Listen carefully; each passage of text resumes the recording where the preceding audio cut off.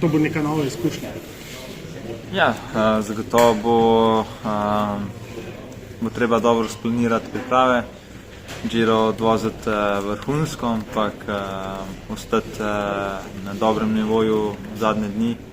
in takoj preklopiti nekako tiste par dni po Giru na Tour de France in ja, se nekako spočiti v tistih 5-6 dneh in iti direktno na višinske priprave, ker v bistvu ne rabiš veliko, ker imaš dobro bazo iz Gira in ja, na Touru tudi ne moreš priti prav za nič na štart, ker so zelo težke etape od začetka, ampak mislim, da se da zelo dobro speljati, ampak ja, pustimo to, da bomo videli, kako bo po Touru, samem Touru.